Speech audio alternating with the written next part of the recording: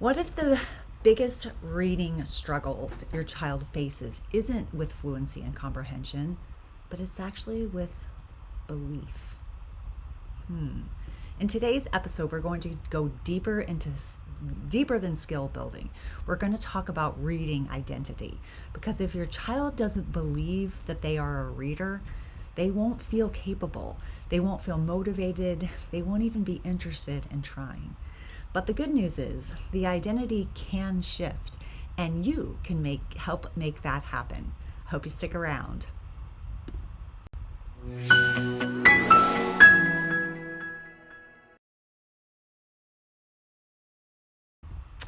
So, hi, I'm Trina Debery, and this is Readers in the Making.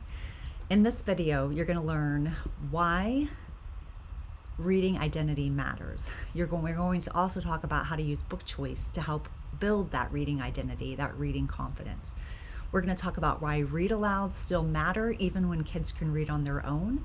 And we're going to talk about a makerspace strategy that can help reluctant readers and readers that don't identify as readers. We can help them connect to books through creativity and action.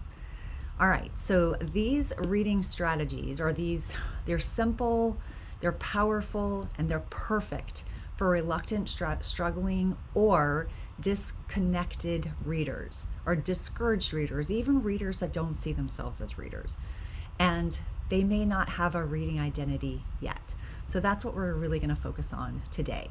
And it is a little bit of a mindset shift, because some people don't actually ever think about their reading identity and why it matters. But when we think about it, when a child says things like, I'm not a good reader, or books aren't really my thing, or I hate reading, or even if they don't say anything that's so obvious, but you can tell that they don't see themselves as a reader because they don't read, or they don't like reading, or they don't often read, or they don't have favorite genres, favorite books, favorite series, favorite authors, favorite any of those things. They're just kind of like, when it comes to the idea of reading.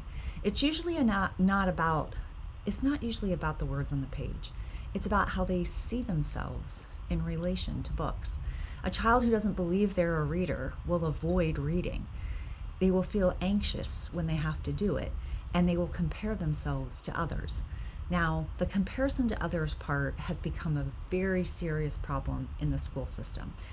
I'm praying that it's not a problem in the homeschool environment, because there's no need for us to constantly compare one child's reading ability to someone else's reading ability.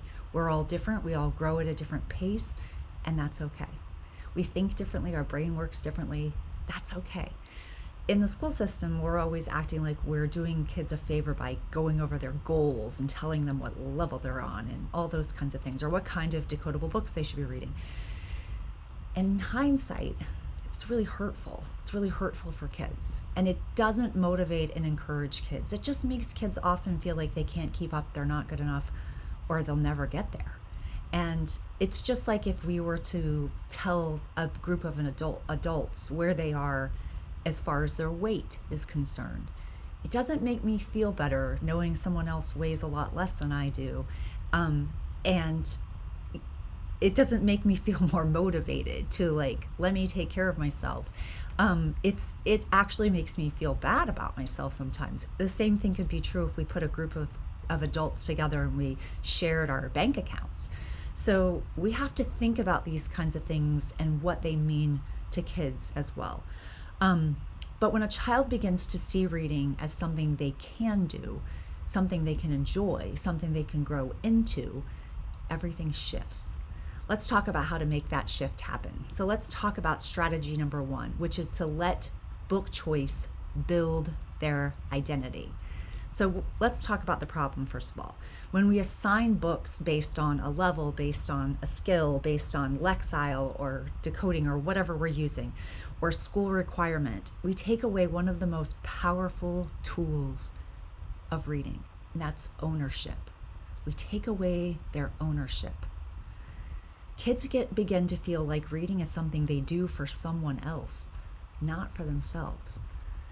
That is a problem. So what can we do to fix this problem? We want to let them choose books. We want them to choose any book that they want, even if it's too easy, even if it's too silly. Things like graphic novels, joke books, picture books, comic books, wordless books, Minecraft manuals, they all count. They all count as reading. Cookbooks, they all count. If your child is excited to open it, it's the right book. That's all it takes. They're excited to open it. It's the right book. Let me tell you a story about a situation that I just recently encountered. I was in New York and I was visiting a variety of bookstores.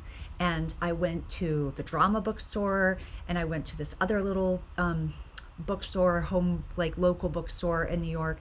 And then I went to Barnes and Noble on Fifth Avenue. And I'm going to shout them out because I was really discouraged with their employees. They were not very nice, but that's another story. The thing that I noticed, I was sitting in the children's section. First of all, I was going to buy books.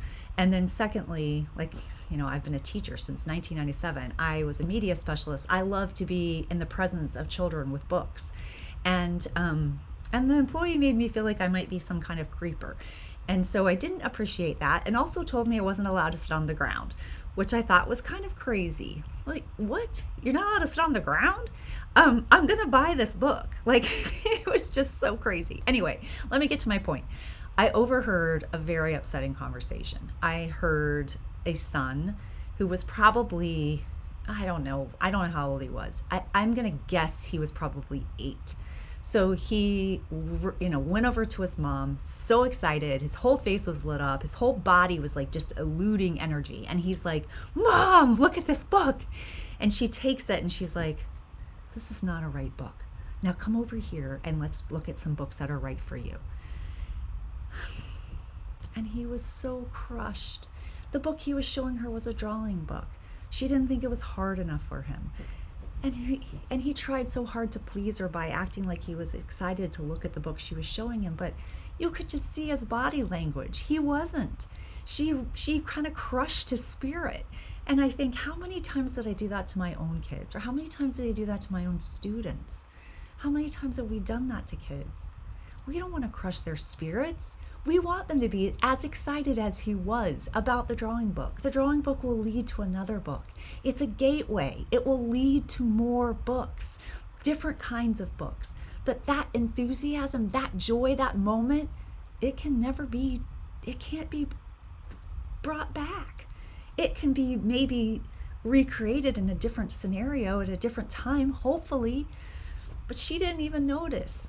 So these are things that we have to be really careful of. All right, so another thing that we can do is create a yes shelf.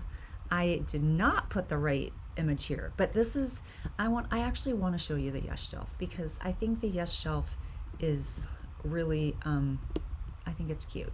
All right, so we can create a yes shelf in our home. And what is a yes shelf? A yes shelf is books that they've chosen, that they love, that they feel safe with. There's no required reading. There's no rules. It's yes, you can read any of these books because these are your books. So why does this work? Book choice equals autonomy, which boosts motivation, which actually allows a child to feel like they are a reader, because readers choose their own books. Readers know how to pick books. Readers actually have a collection of books. Easy wins help rebuild a fragile reading identity. Easy wins like yes bookshelves. Easy wins like pick whatever book you want. You want a drawing book? Yes. Maybe yes to that, and then let's also look at some other ones. Kids begin to associate books with their interests, not just schoolwork. All right, let's talk. Did you hear anything that you liked? Make sure that you like in the comments. I need to know that this is resonating with you and you're liking it. All right, strategy number 2, read-alouds that build connection and confidence. Now, the myth is that once a child reads on their own, read-alouds should stop. Absolutely not. The truth is, older kids still need to hear stories read aloud. And you might be asking yourself why. Because it lets them experience rich language without the stress of decoding. And also, it sometimes is the only accurate, grammatically correct language they hear for the whole day or for the whole week or longer. Because, we're so used to talking in a certain way or with slang words or whatever, and we're not speaking grammatically correct every second of the day, but books are. And so that's where they get to hear that. Also, because it models fluency and it models tone and pacing and joy, and because it creates a low pressure space to fall in love with books together. And also it's connection with you and your child. I still read to my kids, and they're 20 and 25, and every single year, and they love it. Make it a cozy ritual on the couch, in the car, before bed. Let them doodle, let them fidget, let them snack while they listen. Try audiobooks together with earbuds or speaker. Why does this work? It works because it removes the pressure. It removes the pressure to perform. It creates positive emotional associations with books. It reminds us that the story is still for them, even if reading is hard. All right, let's look at strategy. Again, if you liked this, then definitely give me a thumbs up. Let me know. Share it with someone else that might need to hear this. Some kids don't have a reading identity. Share it with them. All right, let's talk about building reading identity through makerspace thinking. All right, so this is where reluctant readers really light up, because suddenly reading becomes something they do, not just something they get through. After reading a story to your child or with your child, ask your child, or they read it to you, ask your child, how could we build or create something based on this book? How could we help the main character? How could we solve the problem? How could we build something that changes the ending? Anything like that. I've been speaking about STEM story stations, and I have so many in my shop on TrinaDeveryTeachingandLearning.com. And I also have some on TPT as well. And I have a freebie for you, and I have posted it below. It's based on the book Diary of a Worm, but this could work for any book. Read, for example, reading Diary of a Worm, asking how can a worm record his thoughts if he doesn't have hands and legs? We can build an invention that uses straws, rubber bands, and Legos, or whatever you have at home. Let your child sketch a blueprint, build it, test it, revise it. I give you all of that inside of that freebie so that you can work through this process with your child, or they can work through it themselves. The magic here is that they're not just understanding the story, they're problem solving inside of it. They're seeing themselves as thinkers, inventors, and yes, as readers who do. Why does this work? This works because reading becomes hands-on, imaginative, empowering. Kids begin to feel connected to books on a deeper, more personal level. It shifts their reading identity from, I'm bad at this, to, I can create something from this. All right, do you want a free resource, a STEM story station, a communication STEM story station? My timer went off. I don't even know what that timer's for. Anyway, you can grab it below in the description. Let's talk about some final thoughts. Helping your child believe they're a reader doesn't start with fluency. It starts with how they feel about books. It doesn't start with decoding words. It starts about how they feel about books, about stories, about connection. Confidence grows when they feel seen, when they get to choose, when reading becomes play, and when you say you already are a reader. Try one of these strategies this week and notice what shifts. And don't forget to grab my free STEM story station below. And I just gave you the link right in the description. Make sure that you like this video, that you share this video, and also that you are subscribing for more weekly tips that bring joy, connection, and confidence back to reading.